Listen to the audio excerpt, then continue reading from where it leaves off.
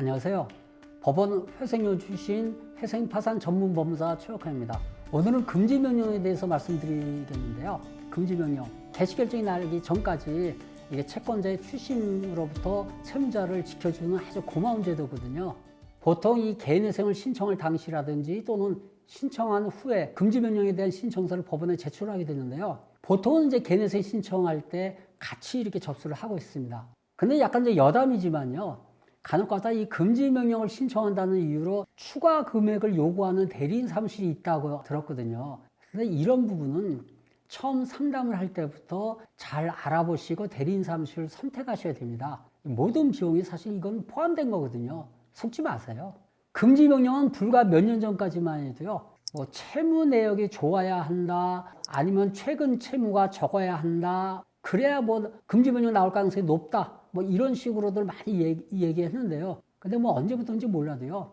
이 금지명령이 나올지 안 나올지 예측한다는 거는 뭐 사실상 의미가 없어졌다고 볼 수가 있습니다. 뭐 일부 법원에서는 이 금지명령이 또 잘 나오지만 어떤 법원에서도 또 안 나오는 경우도 있고요. 뭐 예를 들어서 오늘 뭐 신청을 한다. 이 전제하에 어제까지 주식이나 코인을 했다. 근데 이 채무 내역이 상당히 안 좋죠. 그런데 이런 분도 금지명령이 나오는 경우가 있습니다. 제가 실제 경험을 했어요.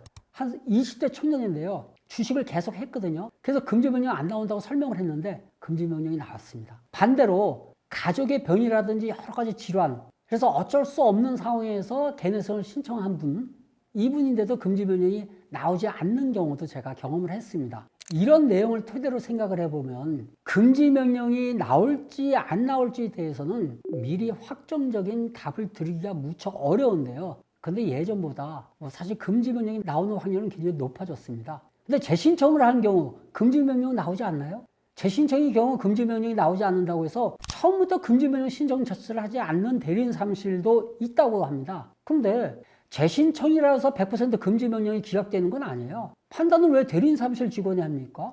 판단은 법원이 하는 거예요. 저는 금지명령 무조건 접수해야 한다고 생각을 하는데요. 여러분 생각은 어떠십니까? 오늘은 금지명령에 대해서 알아봤는데요. 개인회생 개시결정이 나오면 당연히 더 이상 채무자에게 빚독촉을 할 수 없는데요. 개시신청서 접수하고 나서 개시결정 전까지 채권자부터의 혹독한 추심을 막아주는 것이 금지명령입니다. 그래서 보통 이 금지명령은요. 채권자에게 송달된 이후 효력이 발생하는데요.